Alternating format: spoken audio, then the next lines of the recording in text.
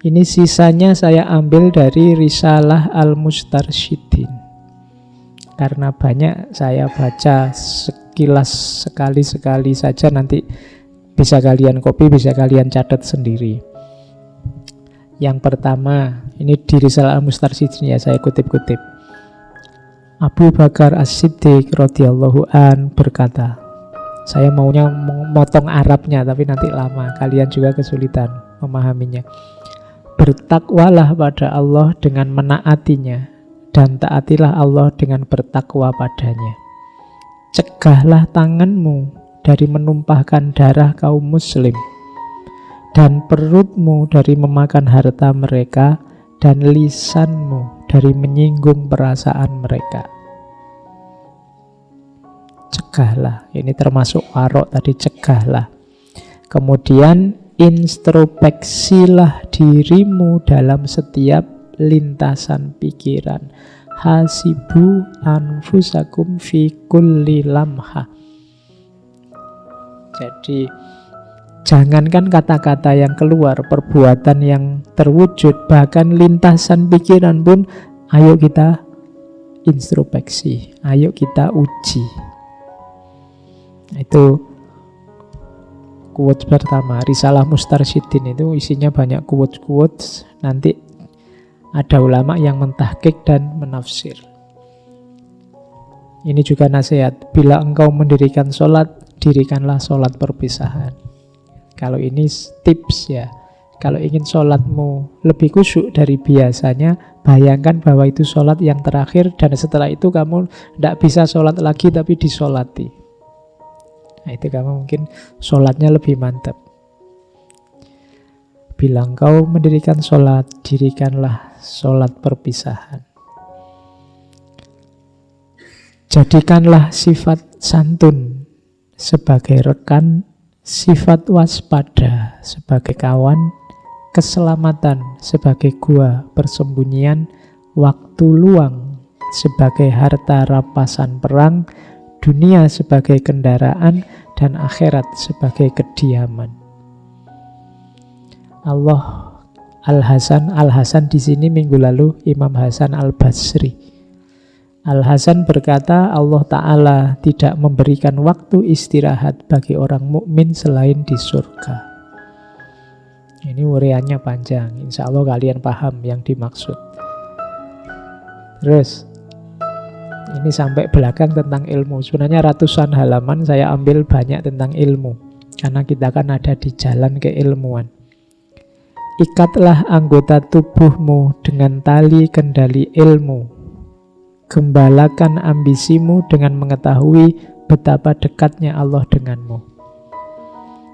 Jadi yang bisa mengendalikan tubuh kita, diri kita itu ilmu. Yang bisa ngerem ambisi kita itu kesadaran bahwa Allah dekat. Berdilah di hadapannya layaknya seorang hamba yang memohon perlindungan, niscaya kau dapati dia penuh belas dan kasih sayang. Terus tinggalkan segala perbuatan yang pada akhirnya memaksamu beralasan, dan jauhi segala kondisi yang membuatmu memaksa diri.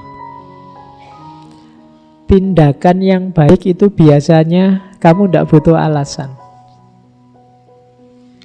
Jawabannya ya di perbuatan itu sendiri. Sholat, puasa, menyantuni anak yatim, kerjasama dalam kebaikan, itu perbuatan-perbuatan yang tidak butuh alasan. Tapi perbuatan-perbuatan rusak, kacau, itu biasanya butuh alasan.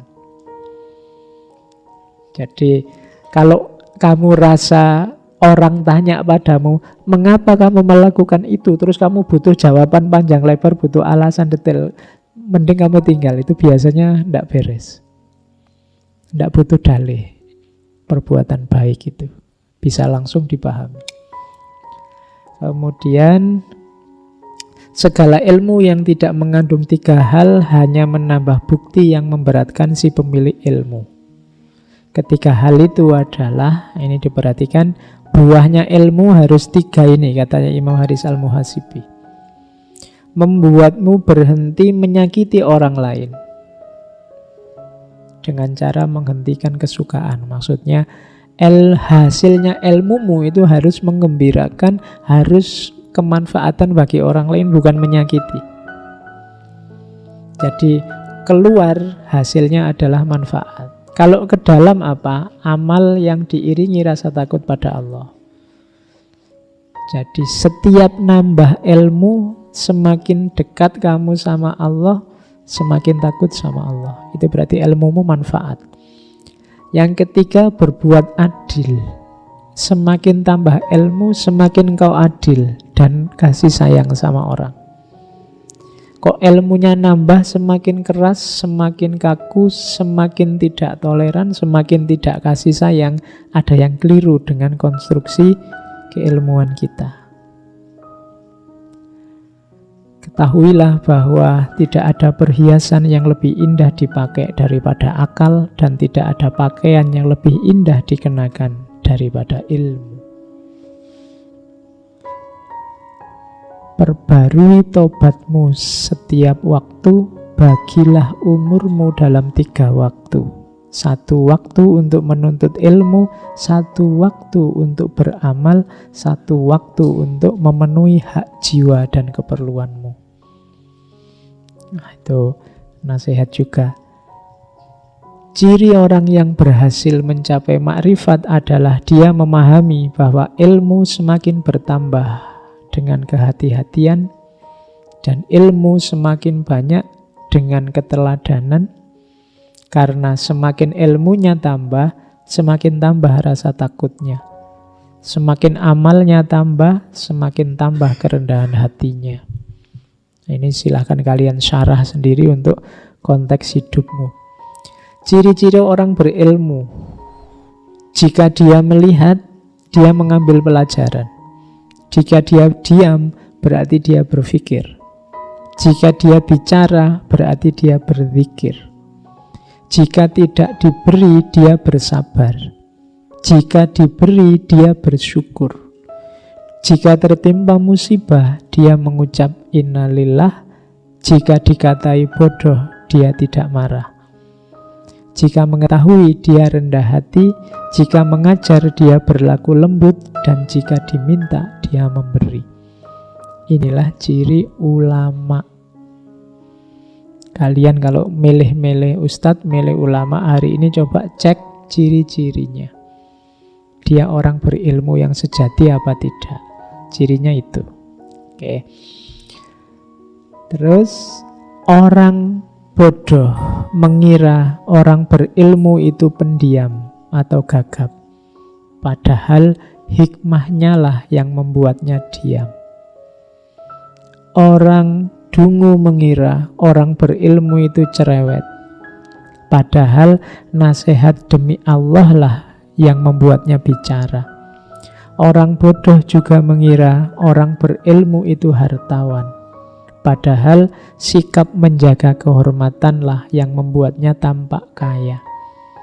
Jadi orang berilmu itu biasanya ada karakter namanya iffah. Iffah itu menjaga kehormatan. Meskipun tidak kaya, dia tidak akan minta-minta. Dia tidak akan serakah, tidak akan berhasrat pada dunia, pada pengumpulan harta. Maka sikap orang berilmu itu selalu sikapnya orang kaya. Dia tidak pernah mengeluh dengan kepemilikannya. Orang bodoh pun mengira orang berilmu itu miskin. Padahal kerendahan hatinya lah yang membuatnya tampak indah. Oke, ini anggapannya orang yang tidak ngerti tentang orang yang berilmu. Terus, akuilah bahwa Allah senantiasa berbuat baik kepadamu, mesti engkau melanggar perintahnya. Dia tidak marah terhadapmu, mesti engkau tidak mengingatnya. Dia menutupi aibmu, meski rasa malumu sangat kecil terhadapnya.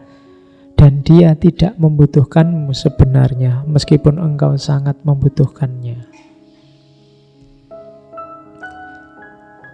Ketahuilah bahwa terik matahari tiada guna bagi orang buta. Begitu juga Yang menerima cahaya ilmu hanyalah orang yang bertakwa. Obat tidak berguna bagi orang mati. Begitu juga etika tidak bermanfaat bagi tukang berdalih, orang yang suka cari alasan. Hujan deras tidak berguna bagi bebatuan keras, begitu pula hikmah tidak akan berbuah di hati para pecinta dunia.